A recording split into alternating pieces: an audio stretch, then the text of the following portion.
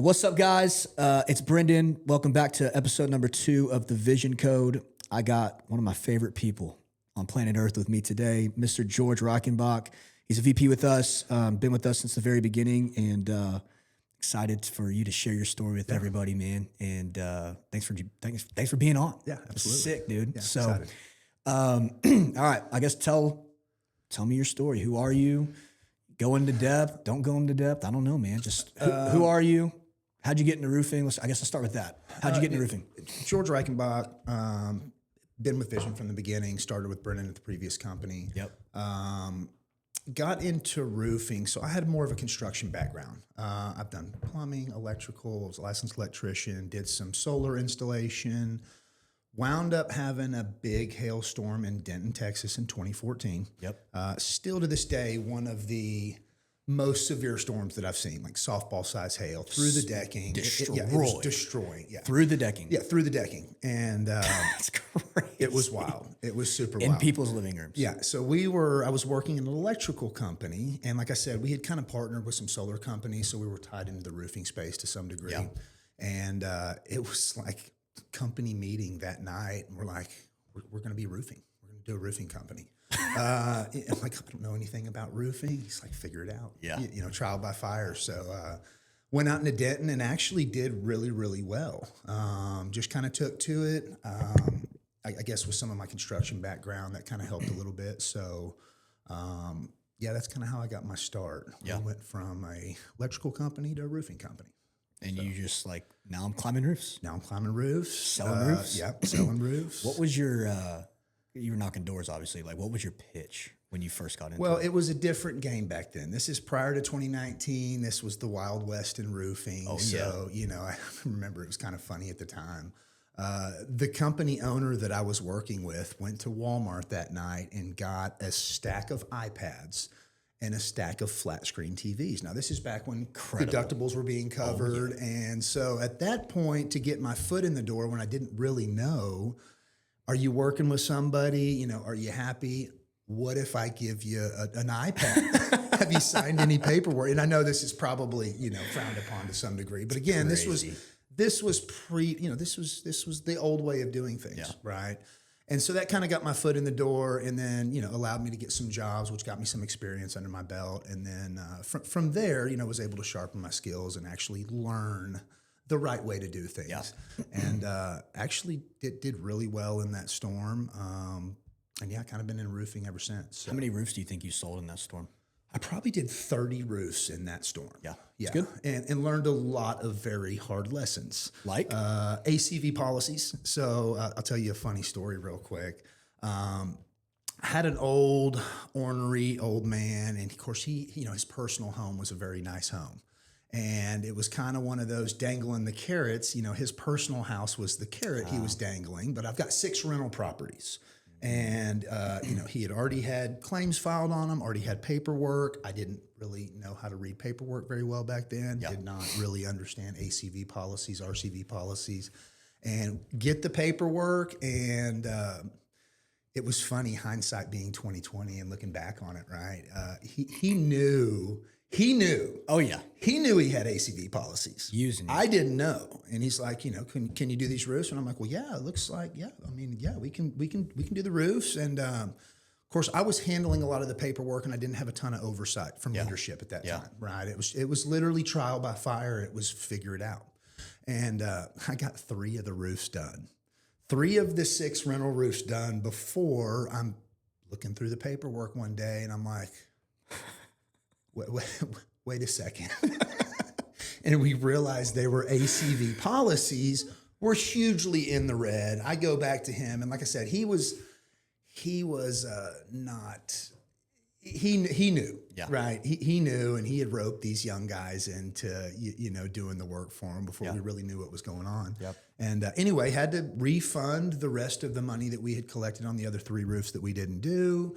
So anyway, there were some lessons learned there for sure. That was probably one of the hardest. Yeah.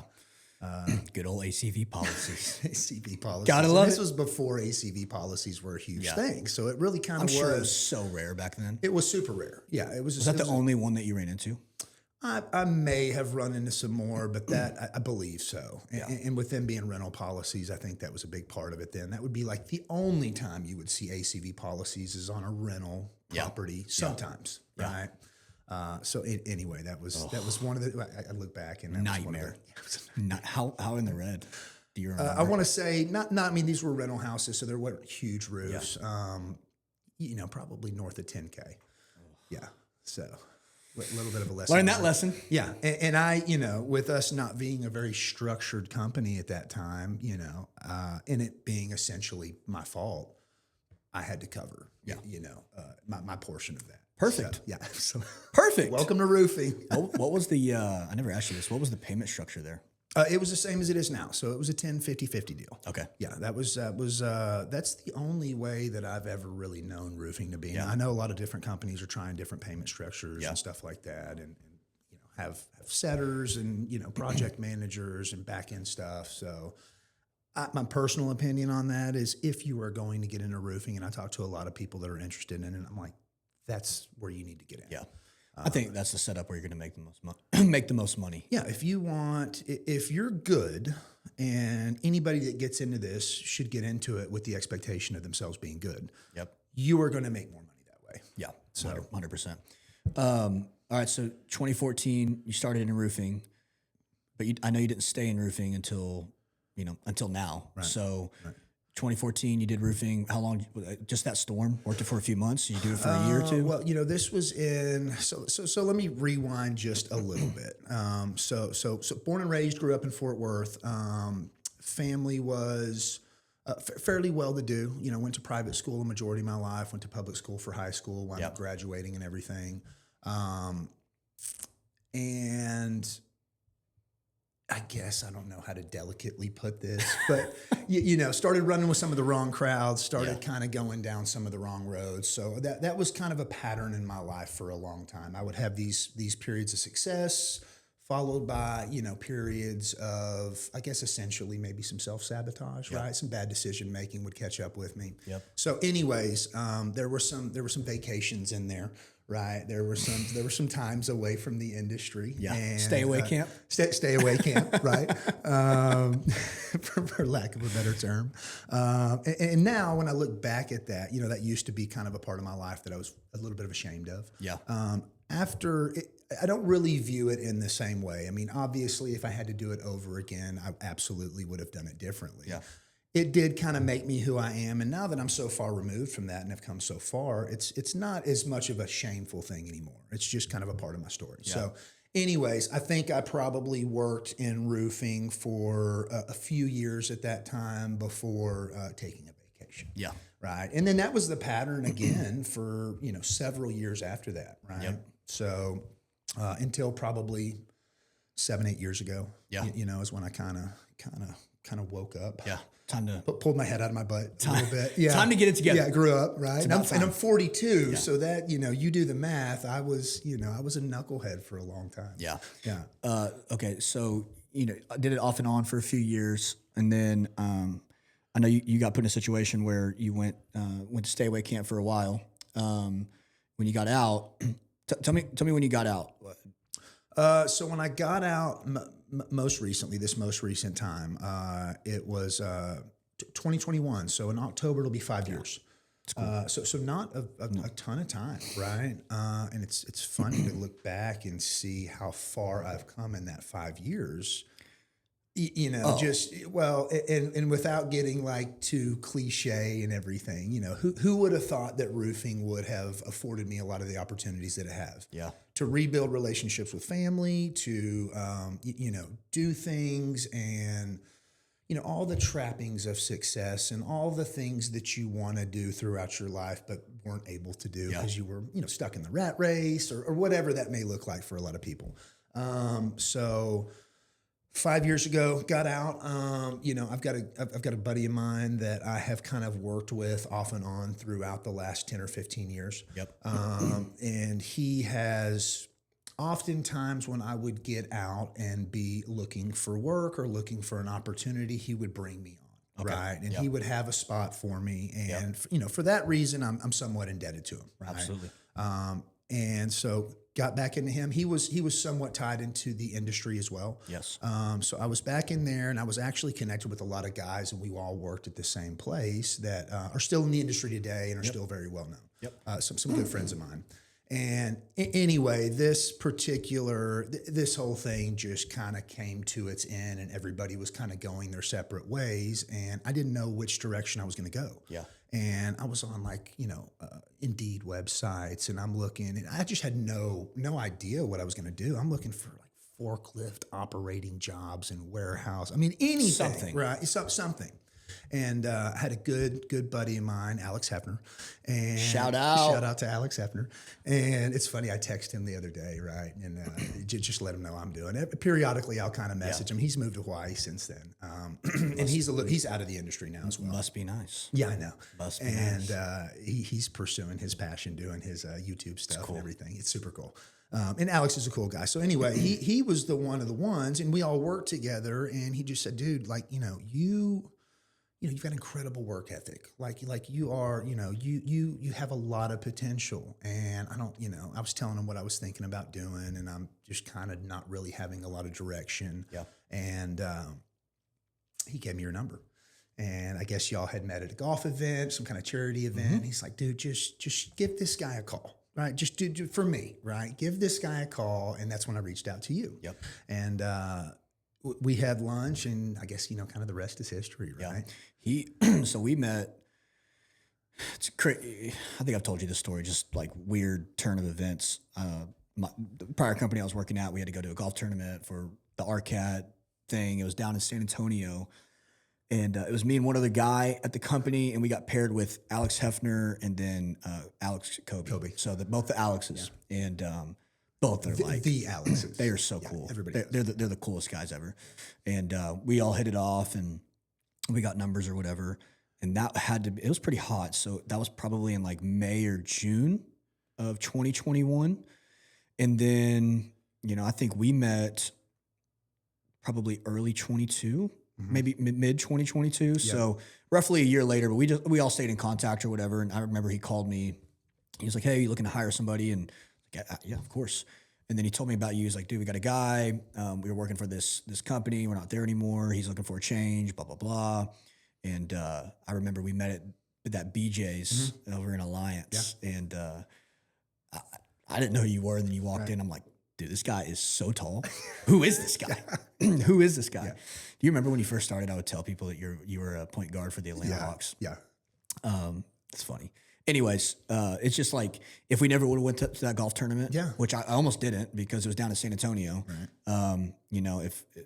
If we, if my dad's company never had those 2 tickets, it's just like we probably never would have crossed paths. And like it's cool for for Alex to be like, "Dude, reach out to this guy," because we didn't, we played golf for like 4 hours. Right. Like besides that, we didn't really talk that much. Right. So for some reason left an impact on him or whatever. And thank God that we did, and thank God we met, because it's pretty cool to see the life change you've made, dude. Yeah. It's unbelievable. Yeah. So yeah, we met in 2022, we got lunch, and then pretty much off to the races. I guess tell them like when you got back into roofing, kind of how that went and how your experience was. And so, I mentioned I had done roofing previously. Yes. Now there were some other factors whenever I was coming back into it that were kind of some challenges that I was facing as well. And a lot of that was just acclimating back into a normal, outside world, outside life. Right. So, although I did have the experience and that did benefit me to some degree, I also, was overcoming a lot of challenges as far as just trying to find my place again, right? And getting comfortable in my own skin and being back out here with normal people, right? Because of the places where I had been and just the life that I had lived previously to that. And it was a huge change. So, coming back in, it was it really is self-development in disguise, right? I watch a lot of the Adam Bensman videos and stuff, and he's like, sales is self-development. Yep. So it's a huge part of it, right? And So it really, challenged me in a lot of ways that I hadn't been challenged. Definitely pushed me out of my comfort zone more than I was accustomed to. And looking back, those are all opportunities to grow. Yes. There's been, looking back on this journey just with us, all the different times I would be, maybe tasked or wanting to do something that I had never done before. Yeah. Whether that be, a lunch and learn with a real estate company or, just lots of different aspects of this job and the things that it takes. It gave me an opportunity to grow. So, coming back into it, it was a little bit of a slow start in the beginning. There's a lot of guys that come into this that just from the right out the gate, they're just off to the races. Yeah. Right. And I don't think I was really one of those. It took me a little bit. And like I said, I kind of attribute that to just kind of, reacclimating to being out here and kind of trying to find my way. Yep. So that was a factor, but it's been, I wouldn't change anything. It's been awesome. Yeah. Well, okay. So you started, it's probably spring of 2022. Yeah. And that year, we didn't have a lot of tough. storms. It was a tough year. It was tough. Because we had a storm a little bit before you started at the end of February. And then we didn't have a storm, at least locally in DFW, until, what was that, December? Yeah. When Rockwall got hit. Yeah. So it was the grind. Yeah.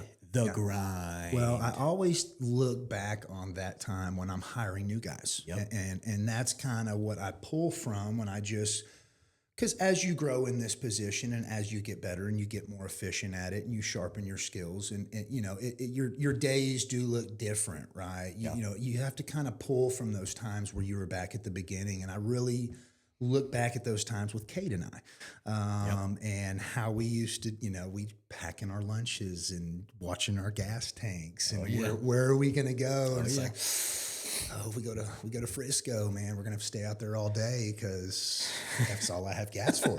It was one of those kind of deals. And we'd count our cards out and rubber band our cards out. We're doing 100 a day. And it was a grind, man. And I really, it's funny when I'm hiring guys on, I want to try to set them up for success as best that I can. And so ideally you want to bring them on at a certain time of the year, but there's, I think that's something that is not necessarily true. And I think the fact that I started when I started and it was the type of year with storms that it was, that I can't help but feel like that was a huge factor in kind of really getting me,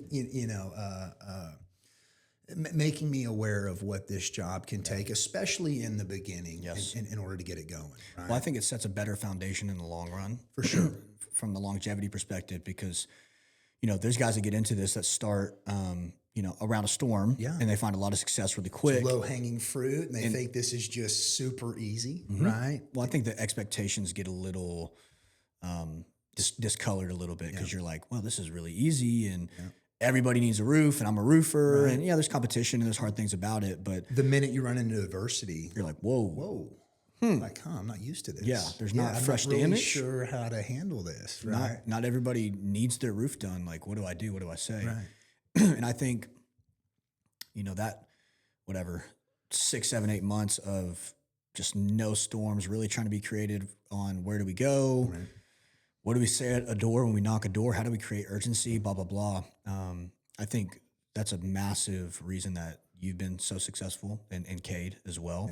Yeah. I hope we don't have another year like that. But if we do, I think, the guys that stick through it and push through that season, they're so much better for it. Because I remember when that storm hit in Rockwall, like because we had really stuck it out and just worked as hard as we possibly could because we were forced to make money. It was just like, oh, this is so easy. Yeah. Oh my gosh. And a lot of us did really well. Getting it out of the mud when there's no storms, right? And then you have, a huge storm. It was. That's what we do it for, right? And all those challenges leading up to that, I think, made me better and made me better equipped for when that storm did come to really be able to take advantage of that. Oh yeah. Well, I think you just gain an appreciation for it, right? Because like when you first start and there's storms that are happening over and over and over again, it's like, oh, that's normal. Yeah. And there's times and years where that is normal, where you have a lot of low-hanging fruit, but there's also times where it's not. And if you don't have appreciation for when a storm hits, you're probably not going to be as willing to stay out until the sun goes down. You don't take full advantage of it. And get out there days 2 and 3 when it's really hard and they've had 1 million people knock the door and you're trying to figure out some way to get on roofs and, like you said, take advantage of it. Because you only have a few days to really capitalize on a storm on the residential side.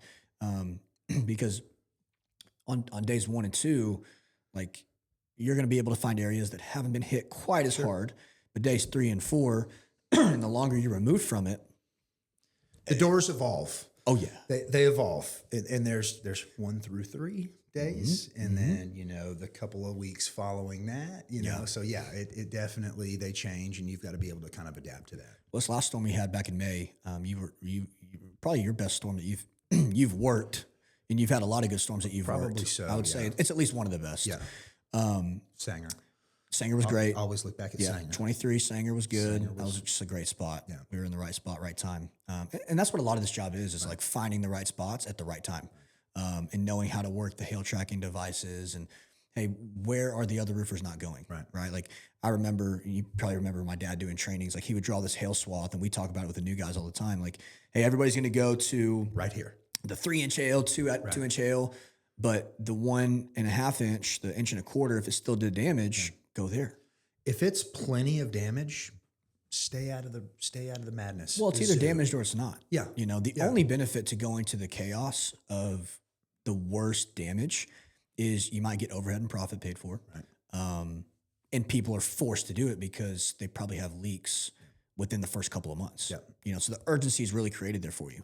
But if you are good at creating urgency like a lot of us are, screw that. Yeah. There's so much competition, there's a lot of minutia. I mean, there's still people out there that are offering free flat screen TVs, iPads. Yeah.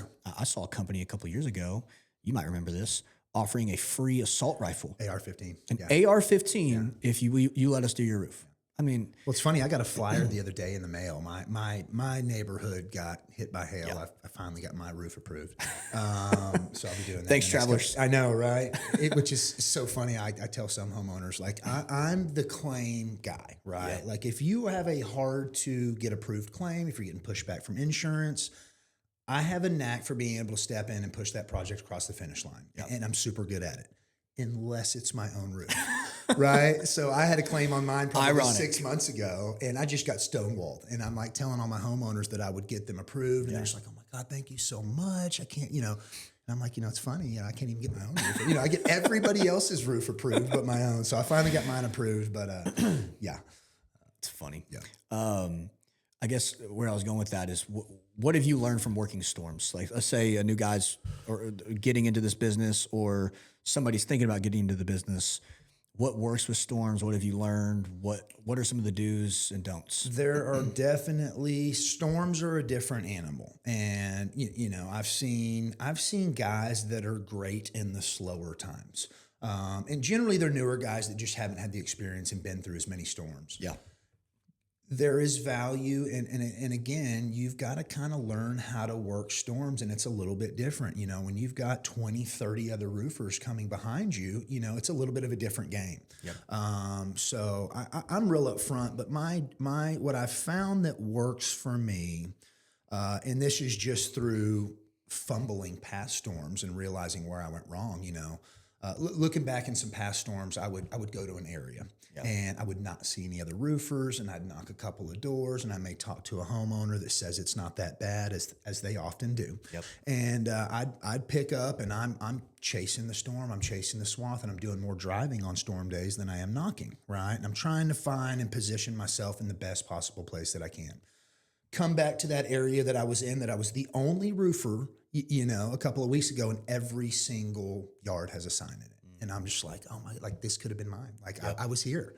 I knocked those houses, like, what did I do? Yeah. So not, getting that FOMO on storm days, and getting caught up with, we have a group chat, right, that everybody's kind of posting updates and where they are. And of course, sending massive hail hits on the roof and, just the if you're not sending that picture, you're like, oh my gosh. Yeah. I suck. And so you see somebody post something and you're like, oh my God, I need to go.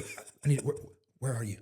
well, yeah, drop me a pin. Here, and you're driving across town and you're missing opportunity, right? Yep. So some of the last couple of storms, I guess, some things that have worked for me, I'm a big fan of picking a spot and digging in. I will work through a neighborhood, go grab lunch real quick, come back, start right back over at that first door that I knocked until I have talked to every single person in that neighborhood. Yep. Maybe go take a break, come back after 5 when the doors kind of reset after everybody's home. And I'm knocking the same, 100, 200 doors 4 or 5 times. Yep. On that first day or second day. Yep. And so that's what's really worked for me. When you get traction in a certain area, it tends to lead to other business, right? 100%. Neighbors and referrals and things like that. 100%. And when you can kind of, really be in tune with that neighborhood and, know Carol over here and her situation and actually be working with the neighbor back behind you. And it just really does kind of help, put you. Well, when you dig in and you don't get caught driving around everywhere, you're going to get on a few more roofs. Right. And you're going to find people that other neighbors know. Sure. And it actually, in my opinion, when you dig in and you have a few in that neighborhood on that same street is really, really beneficial, like a cul-de-sac or something like that. It actually benefits you when more roofers come by. Sure. Because when more roofers come by, we obviously know there's a lot of bad apples in our business. Sure. When somebody comes by who doesn't seem very trustworthy, kind of stuttering over their words, maybe offering, hey, we'll cover your deductible, we'll give you this, we'll give you that. I think what happens is the more people that come by, the neighbors start talking when they have an HOA meeting or if they're doing a block party or they're outside watering the grass, whatever. They ask them, hey, who are you using for the roof? And then you get mentioned and they're like, man, George is super trustworthy. Here's their company, their license, they're local, and blah, blah, blah, blah, blah. Right. It actually forces, I think, a lot of people to reach out to the other guys that are already established in the neighborhood because you dug in. Right. And I think it benefits you the more people that comes by. So it's almost backwards and you're using the competition to your advantage, right.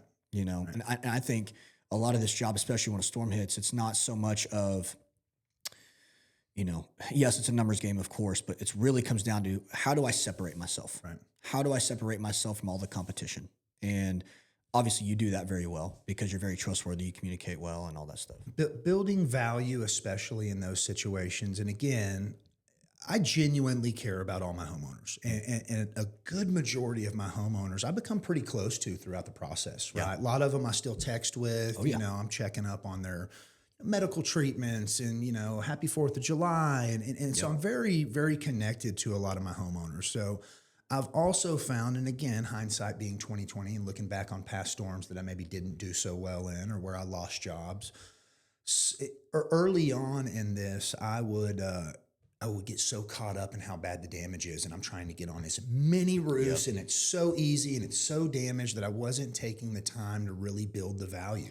It's a massive pitfall there. Huge massive pitfall. Yeah, you think it's so damaged. I'm first. I've inspected it. Here's what you do. And then you're trying to get to the neighbor, right, as quickly as you can. And you're missing the opportunity to really build that value. Build value. Yeah, absolutely. How do you build value? Well, and I think I really learned this lesson in Granbury last year. Okay. And of course, when storms hit in DFW, it's a zoo. Oh, yeah. You've just got pure chaos. It's chaos, right? I mean, it's very, very competitive. There's a ton of roofing companies. But with that being said, it is not hard to be better than 90% of them. Yep. It really isn't. So although that is a factor in people looking for excuses, we'll use that as an excuse. God, there's so many roofers, and how do I stand out? Mm-hmm.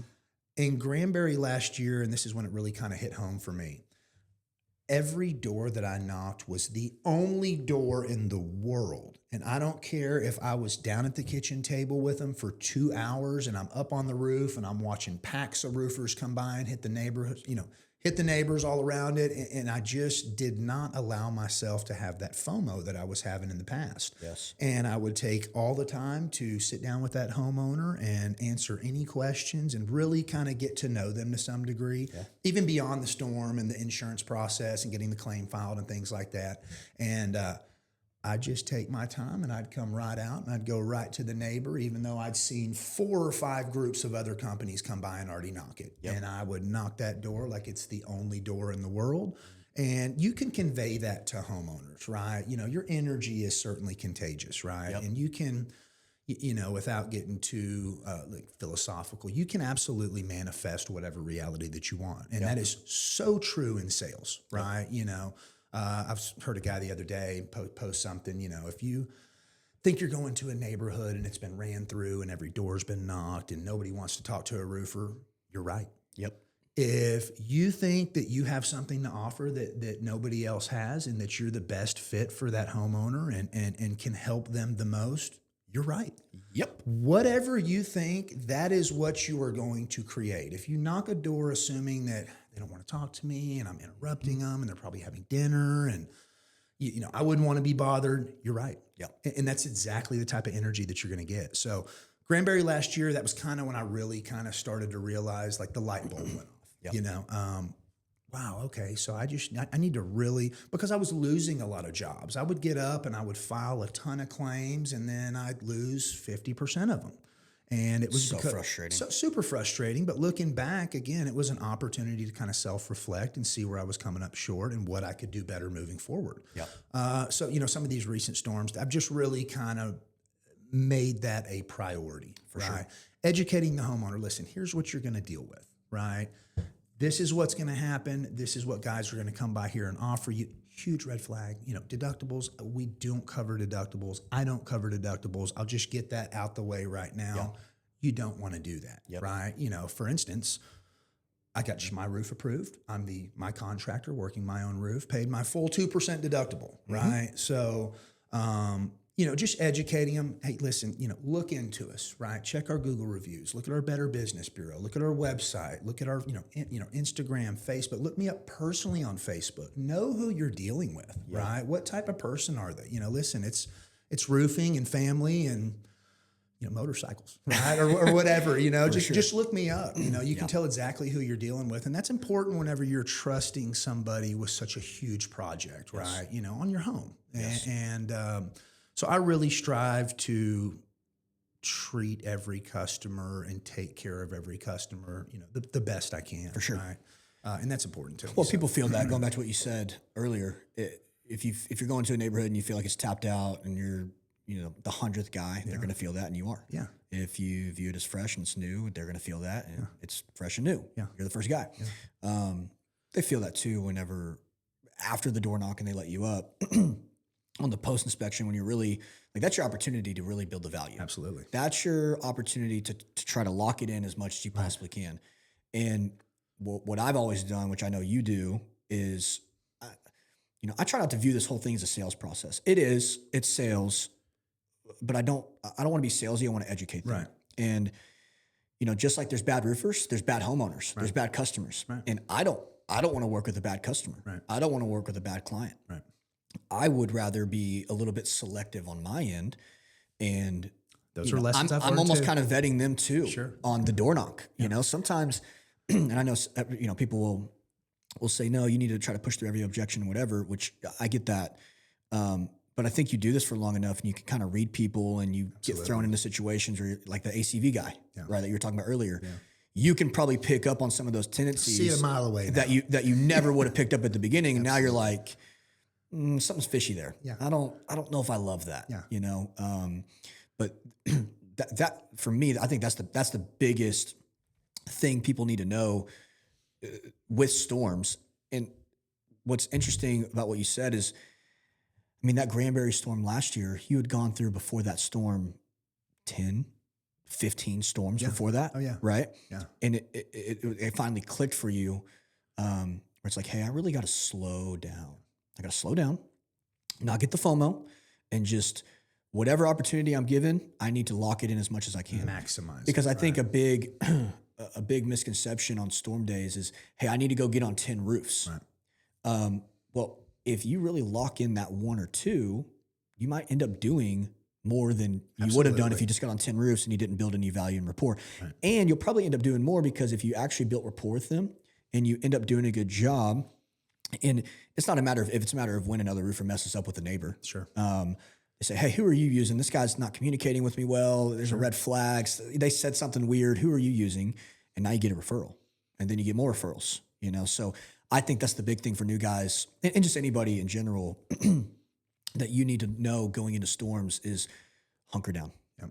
Hunker down. Because if you don't, you're caught driving all over the Metroplex and you're trying to get this big swath and you want to find the best areas. And, you know, it doesn't mean you don't drive around when a storm hits. Sure. But that's where like recon comes into play, right? So how do you recon for storms? Let's say a storm just hit right now. What's the first thing George does? Well, I'm probably going to look at the most severely affected area, right? And kind of see what's there. And listen, I don't think there's anything wrong with dipping into that area. Now, you need to know if you're not first, you're last there, right? And there's a pretty good, you know, you may just have the opportunity to go in there and get one roof. Yeah. I'm always the night before, I'm always kind of game planning backup areas, right? Yeah. So I'm not stuck on storm day trying to, you know, look for different areas. I'll have 2 or 3 or 4 areas already kind of mapped out in my mind. I'm going to go here first. I try to be as efficient as I can. Hey, this is the closest to me. I'm going to swing through there, see what the damage looks like. And a lot of times I just kind of let my intuition kind of guide me to some degree. Yeah. If I see an opportunity to hop out or I catch a homeowner out early in the morning, you know, raking up leaves or kind of assessing the damage, usually take that opportunity to kind of get out and try to get on my first roof right then. Yes. And then, you know, depending on what that looks like and what the area that I'm in, I'll probably hunker down there, you know, so there is to some degree some luck involved, right? You know, you're going to pretty much hunker down, or at least I will, where I start getting the most traction. Yes. And so, you know, hopefully that's in a good area. But if you've been doing this long enough, and you know, you should know to some degree that you're in the right spot. Yeah. For a new guy though, how do you say, you know, you just hired somebody yesterday and a storm hits today? What do you tell them? Like, how do you find it? Usually those guys I'm giving direction to. Yeah. Just because I think it's naive of us, even though we've been doing it as long as we have. And sometimes you really kind of got to, you know, take off this experienced, you know, mindset that you have and really work to kind of put yourself back in the mindset that you were when you first started. Yep. And what you need and the questions that you had. So I will give them a lot of direction. I do try to get us out as a team in a certain area. I like everybody kind of working together because I think we can feed off each other's momentum. Yep. You know, when one person gets up and we start getting some traction and some signs in the yards, I think that helps everybody. Absolutely.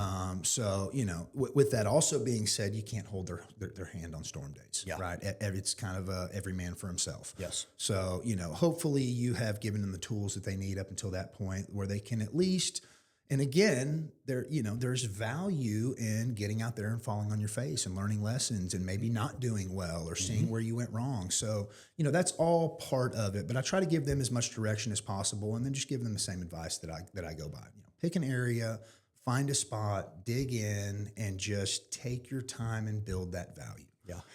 Well, let's say somebody has been in the roofing industry for a minute, and they're kind of like falling back a little bit. Their momentum isn't there. They're not as confident as they feel like they should be. They're not gaining momentum, and like, because I think everybody that if you stay in sales in general, but especially roofing, it's going to happen. It happens to everybody. It happens to everybody. So it's happened to me a million times. Sure. I know it's happened to you. It's happened to everybody.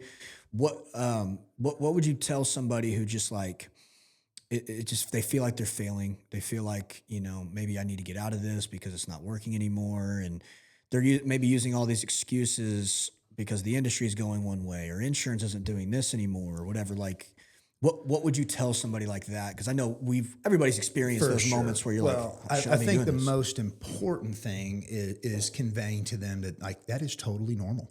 Yep. Like this is just part of it and everybody. And it's funny, you know, as long as we've been doing this, myself included, you know, we all go through those ebbs and flows and those highs and lows. And there's times even, you know, now, and I consider myself pretty good. And I've been doing this long enough to know, you know, I'm good at the doors. Yep. I have answers to all the questions. I still get in what I consider slumps sometimes, right? So I guess conveying to them first and foremost, that like that is totally normal. It's funny. There's times where I'm just like, I don't know what's up. I don't know what's going on, what's wrong. Like, I know I'm good, but my numbers are not showing that, right? And I'll call Brandon and I'm just like, what's the first thing you say when a homeowner opens the door? And I'll just, I'm constantly retooling and, making constant adjustments. Like I mentioned, it is self-development in disguise. So you're constantly having to reflect, where am I coming up short? Where can I be better? What kind of tweaks and changes do I need to make? So, for new guys, that is part of it. Absolutely. It is a mindset. And so that's something I've really started to kind of preach to my guys. And that's something I didn't realize going into it, right? That, again, you manifest the reality that you want. So it's not anything you can't do. And there is truth. There is a ton of roofing companies, right? Mm-hmm. That does not really mean a lot. And I try to convey to them, like, look around on storm day at some of these guys that are knocking doors. And that's also something I tell homeowners. I'm like, listen, if these guys don't look like somebody you would hand a $30,000 check to and expect to come back and do work, don't even let them on your roof. Yep. Like, if these are not reputable guys that have a strong company behind them, don't even deal with them. Don't even entertain them. So a lot of my guys, you are better. Our guys are better than 90% of the guys out there. Yep. So I think a lot of it's just a mindset and kind of getting them in the right mindset, I guess, for lack of a better word. I don't think there's a silver bullet. And that was one thing that I looked for in the very beginning. I would watch all these sales videos and I'm looking for that one thing. What's the secret? Change. What's the secret? There is no secret. Okay.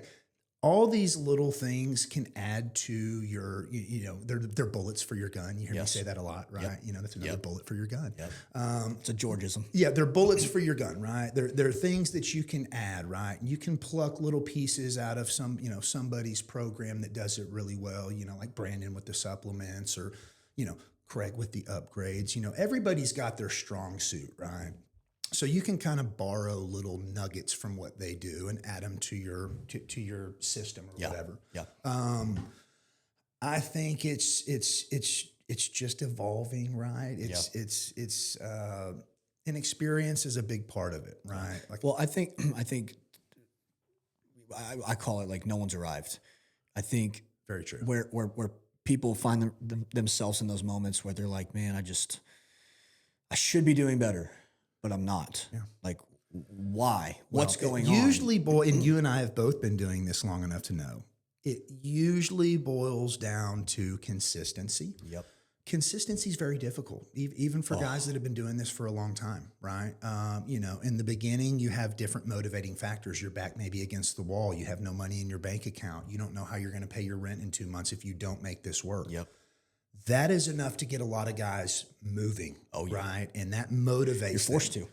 Then you come into the phase where the bank account's flush, right? And you don't really have to go out and knock today. And now you've kind of got some money and you want to take the time to enjoy the money or whatever that may look like.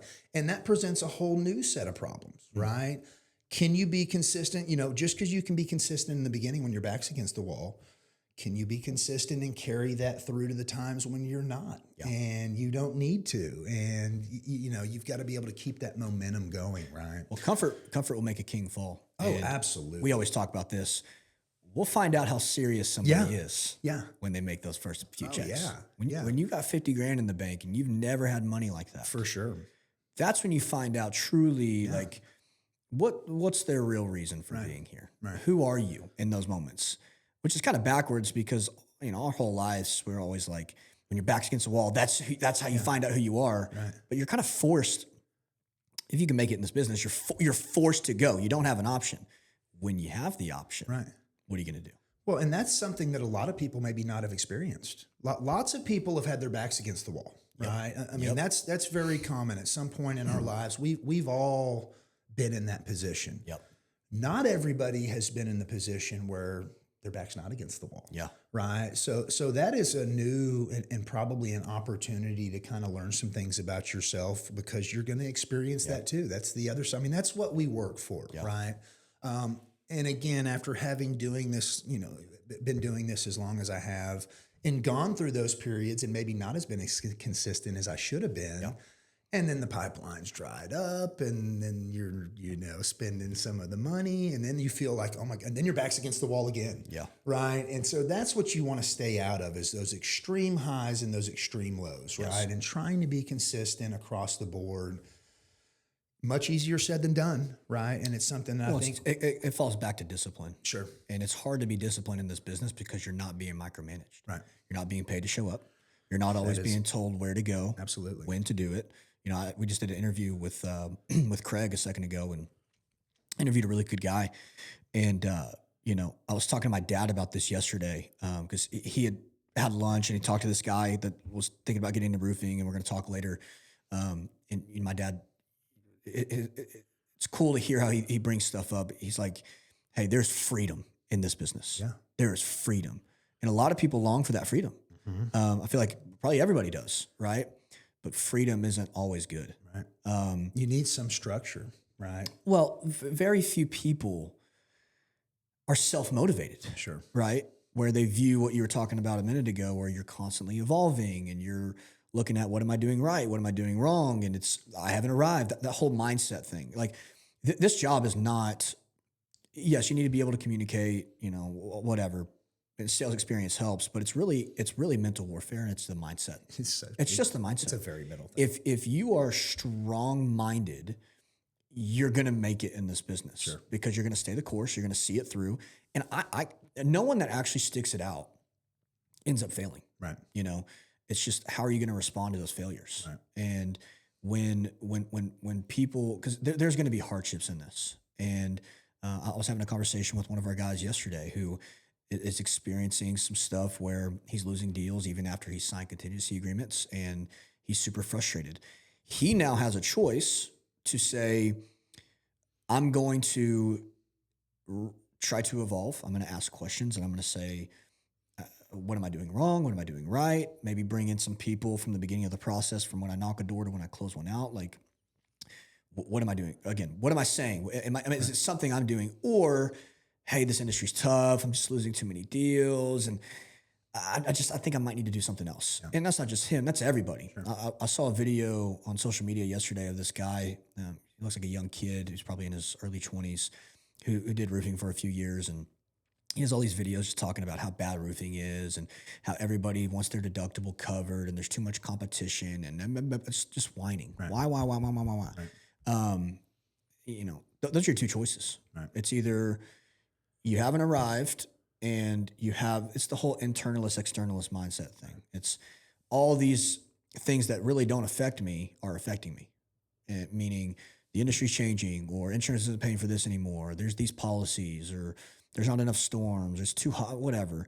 Or it's like, hey, I'm doing something wrong, I need to fix it. Right. And I either need to look inward and ask myself and really dissect what I'm doing right, what I'm doing wrong, or I ask for help, which I think we've done a good job with our company, is setting that expectation for anybody, whether you're new, whether you've been here since the beginning. Like, hey, no one's arrived.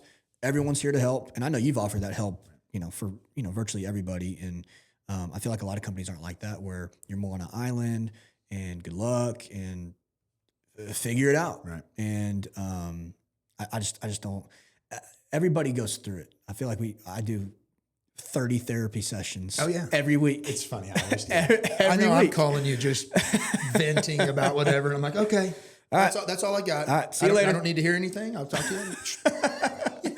I mean, you got to get it off your chest sometimes. Sometimes it's you hard, just got to let it go. Yeah, because you can feel like you're on an island, even with like how good our culture is, and you working with people all the time. You can still feel like I'm the only one dealing with this problem. I'm the only one that has these issues, and that's not true. Sometimes everybody deals with it. Yeah. And I guess for some of the newer guys that haven't experienced that, they maybe put too much stock in those low times. Mm. Right. And I've been through that enough, and I've done the roller coaster of, highs and lows enough that I know it'll pass, and I know exactly how to fix it. Yep. Every time.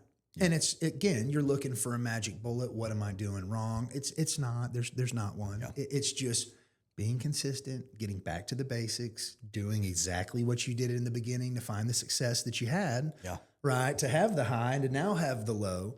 So, I think some of that just comes with experience in the industry and having lived through some of those times and, the slow storm seasons or, the just all of it. I mean, it is very simple. That doesn't mean that it's easy, right? So, but it's not complicated, right? It's never the answer that you're looking for is never.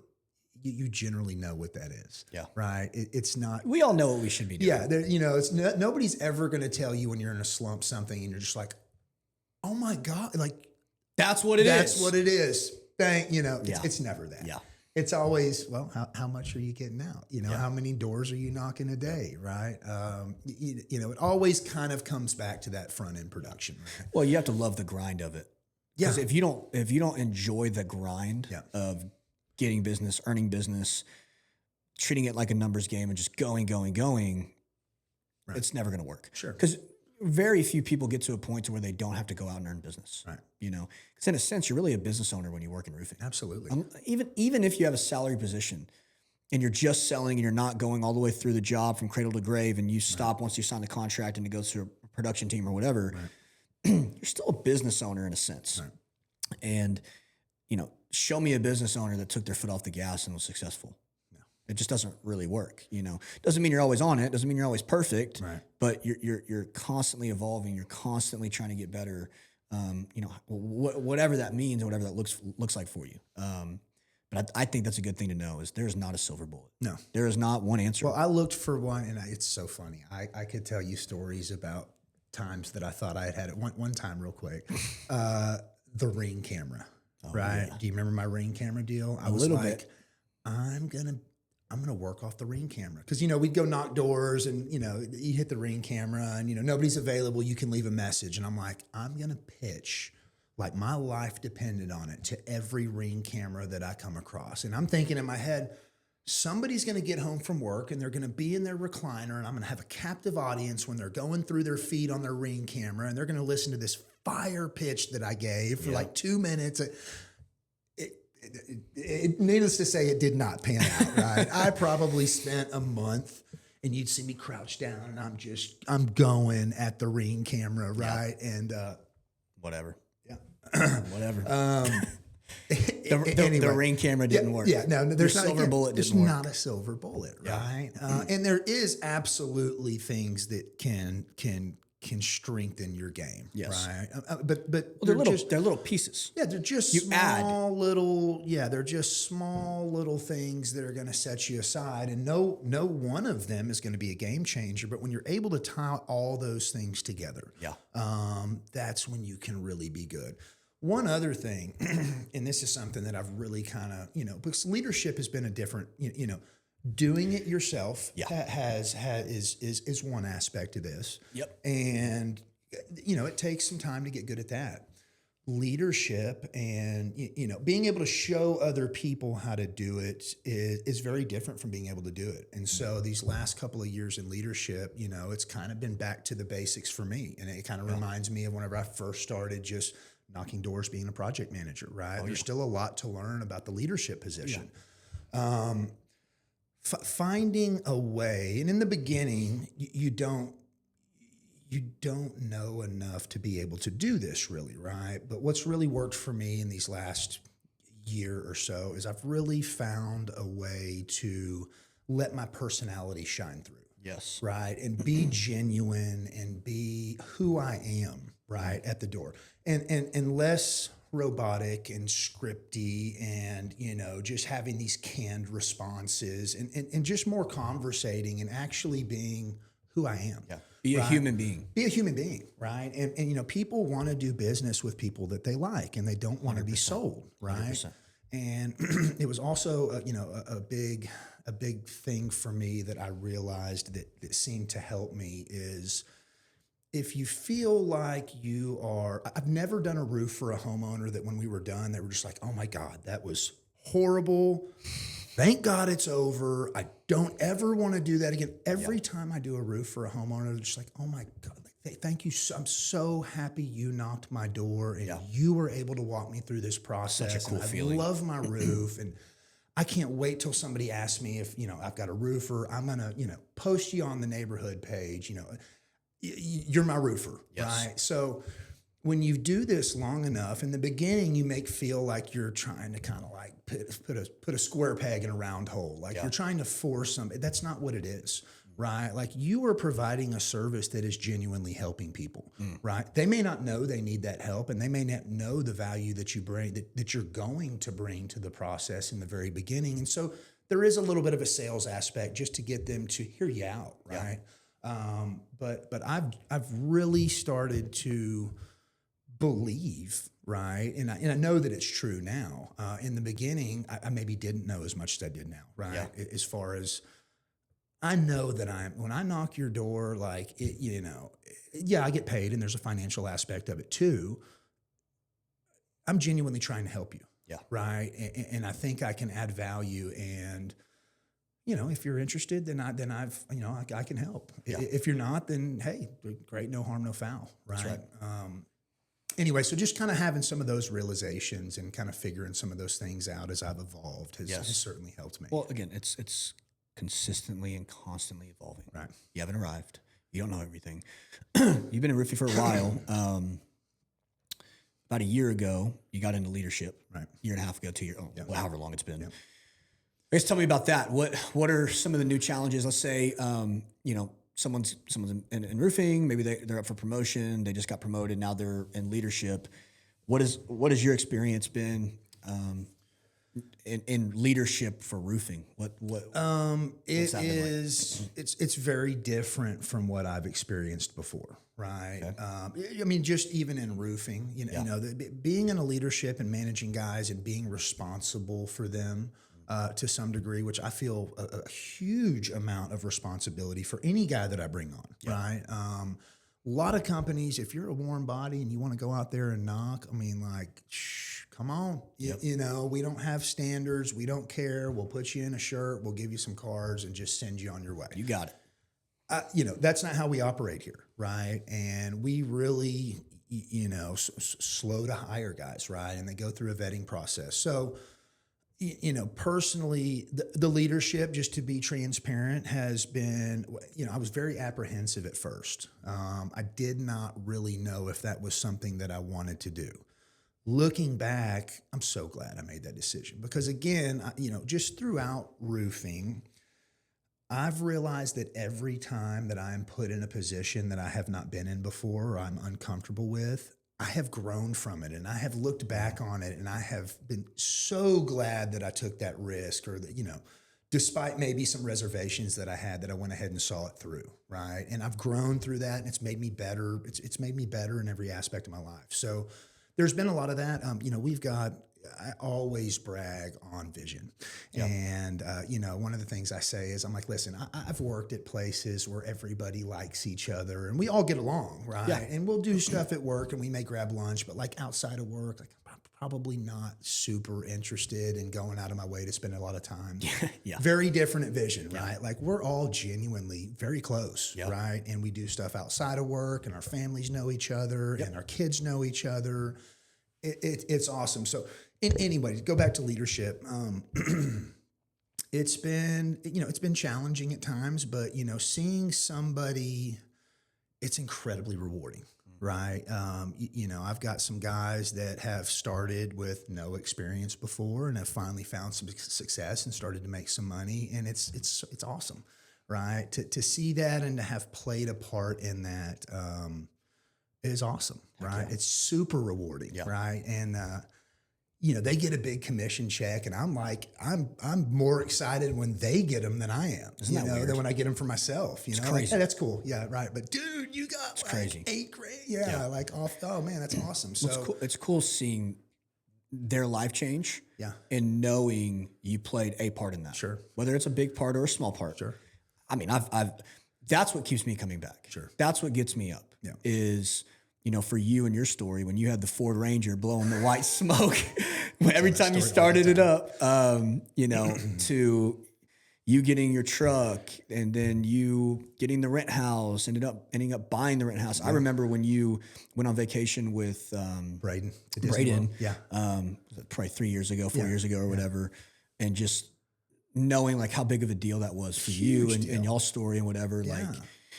like, it just, and then now you being able, you bought a house 2 years, About 2 years ago, and you're paying it off, and you got the new Corvette. Oh, I got to get the vet. And it's not, listen, it's not all about money, but you are a story of, you can come really from nothing. Yeah. Where, and I know it's what you would say about your life, where you royally messed up. Oh, yeah. Over and over Yeah. and over Yeah. and over again. Yeah.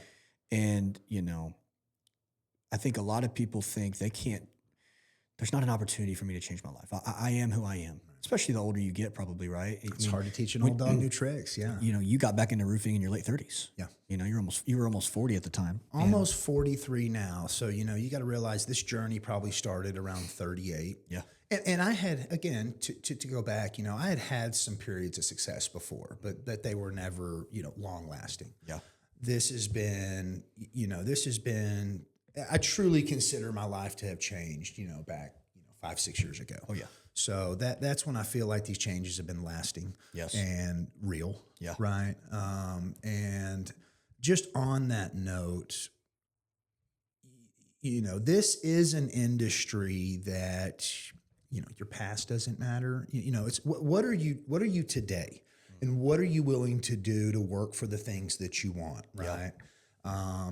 And you can absolutely achieve and acquire and do all the things. It's afforded me more, opportunities that I never thought I would get. Yeah. Just, the trips and the toll, all the trappings of success, which it's not about. But that's also, in turn allowed me to build these memories with my family, right? And rebuild relationships with my family. And I'm closer to all of my, immediate and extended family now than I've ever been. Oh, yeah. And it's funny that I can actually genuinely attribute a lot of that to roofing and being in this industry. It's weird. Super, super crazy. You never think that those are the types of things that you're going to get out of this industry. Yeah. So it just goes to show you that everybody's going to get into it because they want to make money. Yes. What they don't realize is all the other great things that are going to accompany that and that you're going to experience along that journey. That, the money, awesome, right? I mean, of course. It almost takes a back seat to some of the other things that I've been able to experience over the last couple of years. So, well, you don't think about that when you get into the business. Sure. When I got into it, it was money motivated. Yeah. But you grow as you go. Right. I mean, when you're forced to be put in these situations where, like door knocking, that builds character. That builds character. Yeah. You're being told no all the time. Yeah. You're approaching people who don't want to be approached, right. that don't know you're approaching. They don't know you from anybody. You had a situation on Sunday where, someone put your hands up where I could see him, man. Yeah, I thought I was going to get shot. Yeah. I know. Oh, hey. It's rare, but stuff like that happens. Oh, yeah. And for a lot of people who aren't mentally strong, this just isn't for me, man. Right. It's just not for me. But you got to be willing to be uncomfortable, because if you're not, like, going back to the life change doesn't just mean you made more money. Right. That would just be the number in your bank account is changing. Life change is like what you and so many others have experienced. Like, you have been able to, be there for Braden, your son. Absolutely. And, now you're building a fammy. You got Georgie. Got little Georgie. Got Georgie now. Got and Janelle. Got Janelle. And, it's just that, like, it stemmed from you making good decisions over and over and over again, not being perfect, not wanting to probably quit at times. I know I've wanted to quit this a gazillion times where I don't want to do it anymore. It's too hard. I'm just tired of the process. It was easier a year ago, whatever, right? We tell ourselves, but staying the course just pays dividends. Well, and I'm also at that stage, within the industry and how long I've been doing it, that I know all those things to be true. Yeah. Right. I know the lows will come and then we'll be back up on top at, just a matter of time. Yep. In the beginning, you do have to step out on faith. Right. And I do remember whenever I first started and I'd look at these guys and the trucks they were driving. And of course, that's what I wanted. Again, it was the money motivated factor. Right. and I knew it was real. You know, what you don't know in the beginning is like, can it be real for me? Like, I know it works for you and I know you're able to do it. And you can really, if you invest too much energy in that, the doubts, Yeah. again, that's what you're probably going to wind up getting. I was bought in, not granted, I'd had some experience before, so I had something to kind of lean on a little bit. But, when I came back in, I was back at square one. I was starting back over in the old Ford Ranger, Yeah. Yeah. I mean, I knew what I wanted and I saw enough people that were doing it that I believed in it. And that was able to carry me through. And then once you've been there, the lows, they're still low and there's still times that suck, for sure. but you just know that it's passing, Yes. right? You know that like, this is going to be, this is just a part of it. Yeah. Right.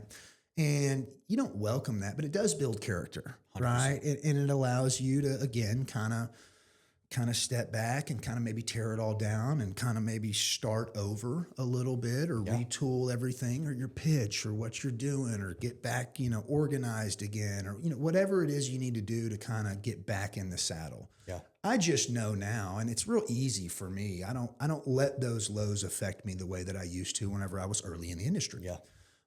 They're going to come. They're absolutely going to come. And if you're not ready for those, they may beat you, right? What are some lows that you've experienced since you've been in? Remember any like particular time stories? I don't know that it's any, you maybe had a bad storm or something, just generic stuff. I can't really pinpoint any super bad time. The sales numbers weren't there. I've thrown a goose egg up the last 2 months, on the board, right? Yeah. Like, those things, but none of those, again, looking back, I knew exactly every time you're usually in that situation, if you're true to yourself and you're not looking for excuses, you usually know why you're in that position to begin with, right? And, as long as you're willing to take action, you'll get right back out. I've done it enough times that like I'm just like, okay, all right, I've been slacking. It's time to get back on it. Yeah, get back to work. Yeah, get back to work. Well, I remember, I guess it's probably a little over 2 years now ago when you broke your foot. Oh, okay. I know that was a low moment. That was, but the beauty about that, Brendan, and I didn't have to worry about money. Do you know? So like, yes, that took me out for the better part of a year, probably 6 months. Tell them what happened. You ride motorcycles. What happened?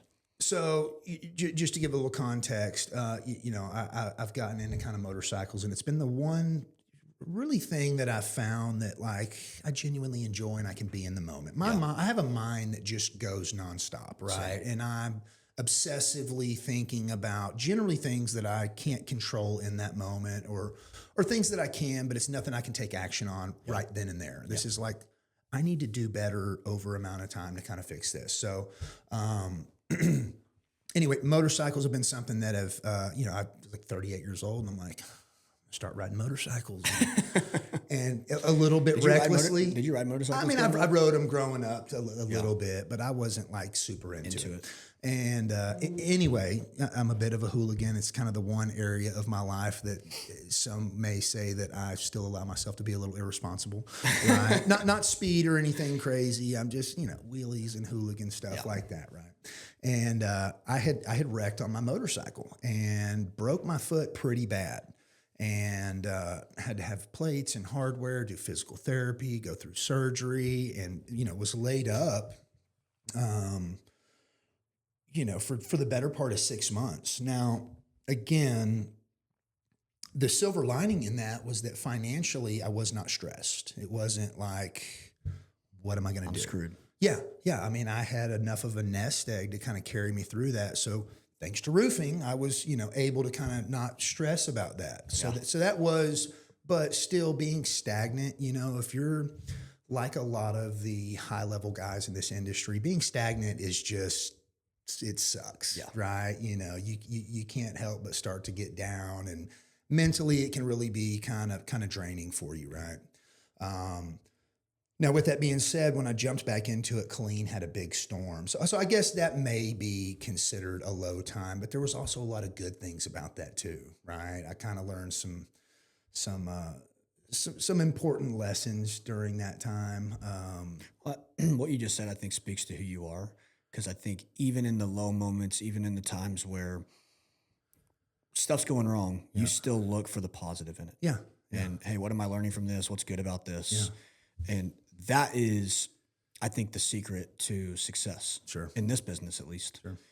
You know, I've always tried to have the mindset of, even when I have bad days, bad months, bad weeks, whatever, hey, I'm learning something from it. Yeah. You know, it can't last forever. Yeah. I know that because it's already been good. So I know it can't last forever. Yeah. So that's good. And hey, I'm learning something from this. Yeah. You know, I lost the deal. Gosh, that sucks. Yeah. But I learned something from it. Well, you know what's funny is roofing can be almost like a thermostat in your life. Almost like it, you know, I always tell people that you've got to have your stuff together. Like, this isn't just a job where you clock in at 9, you get your lunch at noon, you're off at 5, and then we're off of work until tomorrow. Like, no, this is Never stops. It never stops. So generally, in people who maybe have some bad habits or chaotic home lives, or maybe some aspects of their life are not conducive to success, right? Roofing is going to like really magnify those things. Oh, yeah. Do you know what I mean? So like, if your numbers are down, it's funny. Like, you know, if you're not working as much as you should be, or you're not showing up to like maybe the Saturday stuff that we do, or, you know, everything is optional, right? But, you know, or your number, like I said, you're not, you know, it boils down to like, if your numbers are not where they're supposed to be, that can oftentimes be an indicator, not just of your work life, but like maybe some things in your personal life are also need to be addressed, or you're not living right. I always thought that work life, personal life balance was a thing. I don't know. I think it all bleeds together. I think, especially for us, in this industry, 100%. Well, you know, what I tried to do, which I think I did wrong for a really long time in roofing, was I'm going to separate this as much as I possibly can from my wife, my kids, and the things I like to do, golf and whatever. And it wasn't until I really kind of learned and accepted, like, hey, it's all one life. It's all one. It's all one life. Yeah. You know, because the good and bad that I learned in this, I'm learning the good and bad with my family and my personal life, you know, and you take from all of it, you know, so the work-life balance thing, I think, is a myth. I do too. And I think the sooner you realize that, the better off you're going to be. Now, that doesn't mean when you're on vacation, you're always taking work calls. Sure. You're on 24/7. I don't mean it that way. Although I am. And sometimes you are. Sometimes you are, especially when you get into leadership and you got guys under you that need help. And but you kind of have to be on call. You want to be, though, right? Yeah. Like, you generally evolve to a point where, like, it's not a drag. Yeah. I mean, you do want breaks and you do need a little bit of time to kind of decompress sometimes. But, like, the sooner you realize that, like, it is all part of your life, you know, and it all ties together. And yes, there is balance. And yes, you do need to, you know, have time for your family. And you need to certainly have a very intentional time with work. It is all going to be tied together. And like, my family knows that, right? Yep. Like, you know, in storm season, we'll talk about it after storm season. Everybody, y'all know the only thing that's getting done around here is roofs during storm season. That's right, baby. So we'll talk about it in August. That's right, baby. You know, but they all support me through that, and they kind of help me. You know, it's just like an accountant, you know, in tax season, right? That's like their busiest time of year. So, you know, you've got a good support system. Like, they, you know, everybody's kind of involved in it. It is a family thing. Yeah. At least in my household, it is. Well, I think it should be. Yeah. You know, I'm a big proponent in getting the wives involved. And I don't mean working with us, but getting them on the same page, right? Sure. We'd love for them to work with us. Yeah.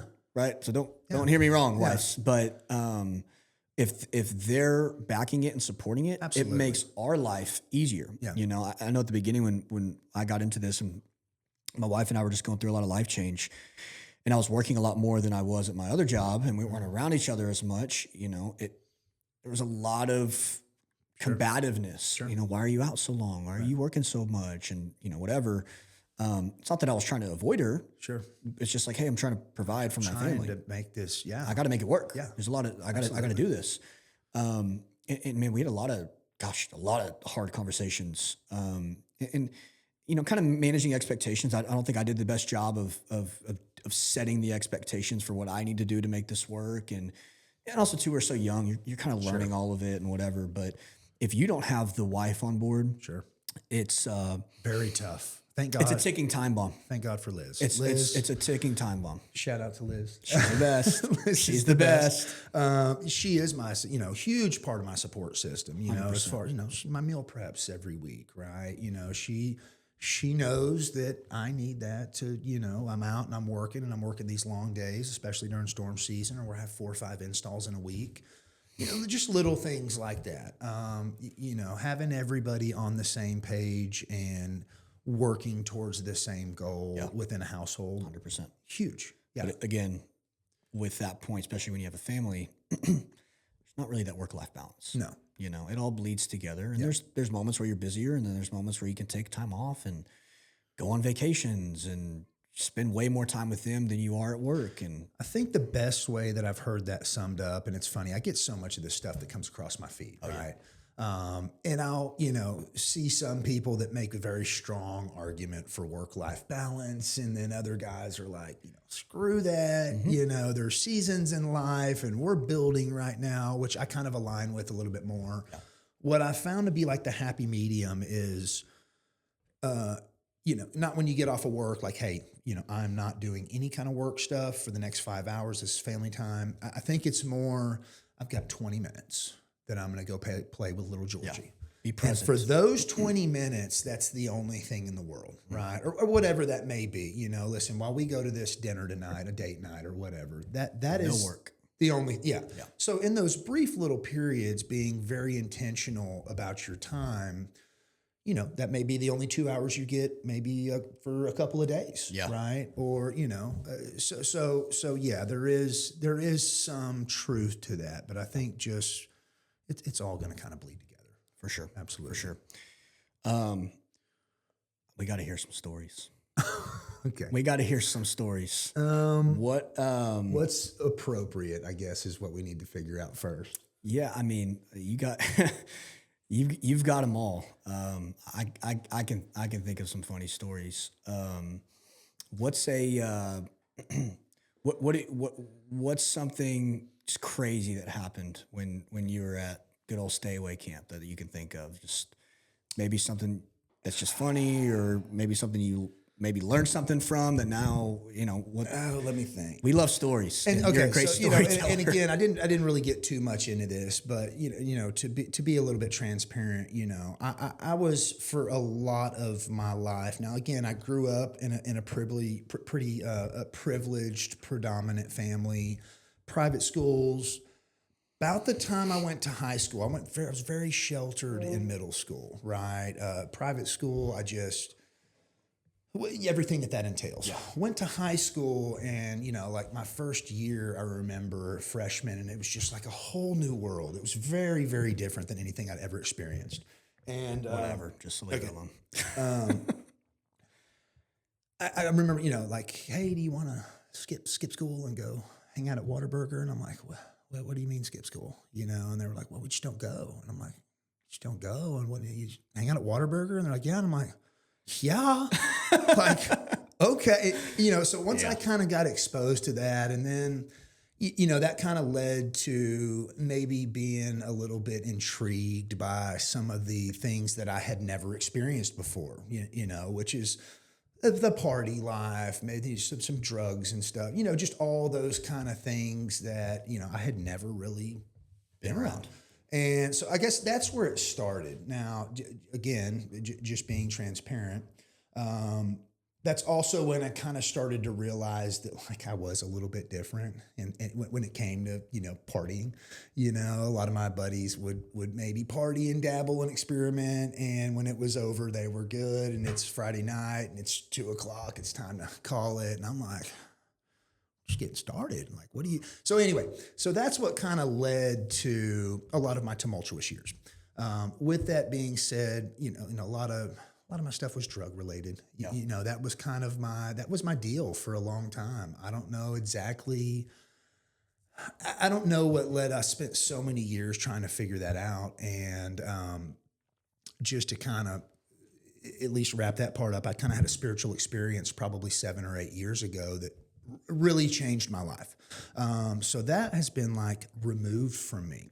But anyway, so I can look back on those times and, there was a ton of crazy times, a lot of stuff that I still have never told anybody, but lots of trips to stay away camp, right? Stay away camp. I'm trying to think of some stuff that's not too. Well, I guess tell them. So the last time you went in, you went to what's it called before you went into? Was it SIG? Is that what Seg? SEG? What? Okay, so you were like at a farm or whatever. I definitely did. So every time that I had been in trouble and basically gone to jail, right? I had low-level charges. They were nonviolent. That's pretty much my pattern, right? Yeah. It's generally drug-related. And I would go down and I would do a couple of years usually, and then I would get out. And because of my charges and my criminal history being pretty low-level, I was always in I was in like the cushiest parts of the jail, right? So like I would be in jail and it would suck, but I would have a job and I would be working, and a lot of times those jobs were outside the gates, So like I was this lower level, and I lived as good as you could in there. Now, with that being said, this last time down, I was on a trustee camp, which is that good part of the good part of the prison. And I had a great job. I'd worked livestock and drove a tractor all day, and it was cool, right? There were some aspects of it that, I look back on and things I got to experience that I never would have otherwise. Yeah. Got caught with some dipping tobacco, right? I was dipping tobacco in there, and I was just still doing things that I shouldn't have been doing, right? And when I got in trouble, I wound up getting sent essentially to like the worst. I went from the best part of the prison to the worst part of the prison. And I remember I've got like a 5-year sentence for like drugs and, some minor stuff. Yeah. And my cellmate, when I get moved back there, and I got caught with tobacco, right? So low level, small time, got caught with a little tobacco. And now I'm in like the worst dungeon part of the prison. And my cellmate is in there with a life sentence for murder. And he's in the worst part of the prison because he beat up an officer and took their pepper spray from him and sprayed him and pushed him down the stairs. So that was my first take. I get back there and I'm just like, crazy. Oh my God, like where did I go wrong? Like, then I really start reflecting on like, how did I get here? And if you know my history and how I grew up, I mean, it was a stark change from anything that, and I can't attribute it to I had a great family, super supportive. I mean, this was just me being a knucklehead is what led me to making bad decisions is what led me here. So, I was back in this just terrible part. And I look back and it was like a third world country. I mean, it was people lighting stuff on fire and fights all the time. And, people, committing suicide back there. And I had seen that firsthand, people getting, stabbed and just all the craziest things that you could ever imagine from all the prison shows or movies that you may have watched. Seeing that firsthand, it was surreal. And I do think that was a huge part of the wake-up call that I had that kind of changed me finally is every time I had been down, like, it had sucked. And like, it was certainly not anything that I enjoyed, but it was never really, it was just okay, right? Yeah. I made it through it. And this time, I mean, I was in prison for real. Yeah. And it was a huge eye-opening experience. And I had, I guess did the guy jumping over the thing? Should I say that? No, that's pretty. It's pretty bad. Yeah. Okay. It's pretty bad. Anyway, needless to say, totally different world. Crazy, totally different world. I mean, some of the things that I saw and experienced, nobody should ever have to. Yeah. And again, kind of finding the silver lining in everything. That was, I think, a huge factor in kind of my wake up call. right? And me really realizing like, plus I'm getting older, and I think for a long time in my 20s or whatever, I just chalked it up to like, young and dumb and like, yeah, it's a big deal, but lots of people are young and dumb and get in trouble when they're younger. And now I'm like into my 30s and it's like, whoa, dude, like this is dragging out longer than it should, right? So anyway, experienced that, wound up getting home, wound up getting past all that. And, I was still, looking back, I can laugh about a lot of that stuff now. Man, we kind of joke about it in some of the stories that really aren't funny. Can kind of sound funny when you're not right there living it. Of course. When you're out here talking about it, it's like, dude, you would never believe, and everybody's like, wow, that's crazy. It's unbelievable. Yeah. So all those things. Well, it's just cool and a testament to you because, the past 5 years, you've just radically transformed your life. And it all comes down to you as the individual. Yes, you've been given opportunities, but you're taking advantage of them. It really, even now, looking at my own life, it's surprising. Like there's very frequently am I just like, wow. And I'm just in awe a little bit of how different my life looks today than it did even 5 or 10 years ago. Yeah. It's been huge. It's been, and Vision has been a huge part of that. You have been a huge part of that. You've been a huge mentor and directing me and, and being patient with me throughout, whatever that looks like. Yeah. And, which is why I'm as loyal as I am to Vision and you. Just, 100%. All the guys that we work with, we've all kind of grown throughout these 100%. Last 5 years. A lot of these guys that are here have been here. Yep. Right. And, the core group of guys, we've all kind of grown, everybody in their own individual rights and everybody, with their own different backgrounds, but we've all grown tremendously together. Yes. Right. You included. Absolutely. Every one of us. So to see that and to, be surrounded by guys that are like-minded, we don't have riffraff at Vision. A lot of these roofing companies, and that's just how I sum it up, is riffraff. Yeah. Guys that, 1 foot in, 1 foot out. They're not living, we don't, like, everybody here is like on the same page, headed the same direction, cheering each other's wins. Everybody's wants success for everybody else. Yeah. And that's one of the things that I love. It's one of the things that I love about Vision. Yeah. So it's been tremendous, and seeing the new guys come in and find success. So awesome. Yeah. Right. We have our VP meetings and, when we, kind of spotlight some of the guys that are having success. Craig was a huge one. Did an interview with Craig the other day. I think that's posted now. Yeah.